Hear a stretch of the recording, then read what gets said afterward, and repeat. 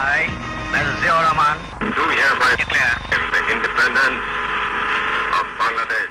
এক মেজরের বিদ্রোহের ঘোষণা, পাকিস্তানি বাহিনীর ভেতর থেকে তাদের বিরুদ্ধেই লড়াইয়ের আহ্বান। স্বাধীনতার আকাঙ্ক্ষায় রণাঙ্গনে সমরাস্ত্রের মহড়ায় পুরো জাতি জেনেছিল তাদের কাণ্ডারি হয়ে আসছেন একজন, তিনি মেজর জিয়াউর রহমান, যার দুচোখে স্বপ্ন ছিল স্বাধীন, স্বনির্ভর, আত্মমর্যাদাশীল একটি দেশ গঠনের।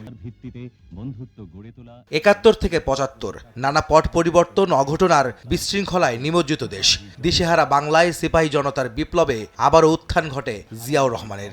এবার যেন স্বপ্ন বাস্তবায়নের পালা। বাকশালের বাক্সে বন্দি দেশের রাজনীতিকে মুক্ত আর শক্তিশালী একটি প্ল্যাটফর্ম তৈরির আকাঙ্ক্ষায় প্রথমে জাগদল, পরে বাংলাদেশ জাতীয়তাবাদী দল বিএনপি প্রতিষ্ঠা করেন জিয়াউর রহমান। আমরা জাতীয় জীবনে এক নতুন অধ্যায়ের সূত্রপাত করতে যাচ্ছি। ১৯৭৮ সালের ১ সেপ্টেম্বর দলটির যাত্রা শুরু হয় দেশের রাজনীতিতে। এর মাধ্যমে খুলে যায় বহুদলীয় রাজনীতির দরজা। এর পরের ৪ যুগের পথ চলায় নানা উত্থান পতন আর সংকট থেকে বারবার ফিনিক্স পাখির মতো জেগে ওঠা দলটি দেশের ক্রান্তি লগ্নে বারবারই নেতৃত্ব দিয়েছে সামনের সারিতে থেকে।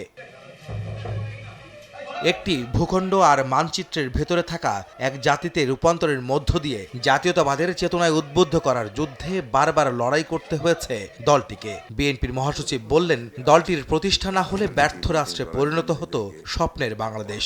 শেখ মুজিব এবং আওয়ামী লীগের আপনার ব্যর্থতা, তার চলে যাওয়া, সব কিছু মিলিয়ে আপনার একটা রাজনৈতিক শূন্যতা সৃষ্টি হয়েছিল।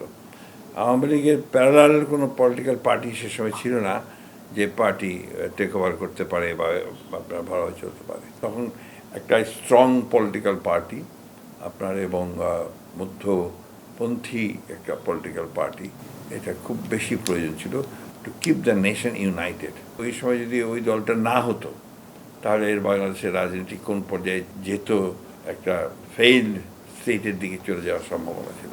৪৭ বছর পরে বিএনপির সামনে চ্যালেঞ্জ কি? এমন প্রশ্নোত্তরে মির্জা ফখরুল ইসলাম আলমগীর বলেন, জনগণের অধিকার প্রতিষ্ঠা আর তাদের আকাঙ্ক্ষা বাস্তবায়নে কাজ করে যেতে চায় তার দল। সে প্রস্তুতিও নিচ্ছেন তারা। গণঅভ্যুত্থানের মধ্যে কতগুলো বাস্তবতা বেরিয়ে এসছে, সেই বাস্তবগুলোকে মোকাবেলা করেই কিন্তু চ্যালেঞ্জগুলোকে সামনে নিয়ে কিন্তু আমাদেরকে রাজনীতি করতে হবে। দেশে আপনার শিল্প, কৃষি, সেবা খাতগুলোকে আরও বেশি করে আপনার কর্মসংস্থানের সৃষ্টি করার ব্যবস্থা করা, এগুলো খুবই চ্যালেঞ্জিং, কিন্তু এই কাজগুলো করতে হবে এবং তার জন্যই আপনার অত্যন্ত ইনোভেটিভ ইনভেস্টমেন্ট পলিসি নিয়ে এগোতে হবে। বিএনপি এগুলো আগে থেকে অবহিত হয়েছে এবং আগে থেকে আপনার এগুলোকে পয়েন্ট আউট করেছে, করে কাজ শুরু করেছে। বিএনপি মহাসচিব বলেন, ৪ যুগের পুরনো দল বিএনপির রাজনৈতিক দর্শনে কোনো পরিবর্তন হয়নি, বরং বাংলাদেশ জাতীয়তাবাদকে সামনে রেখেই পথ চলতে চায় তার দল। আবারও আহমেদ সালেহীন, সময় সংবাদ, ঢাকা।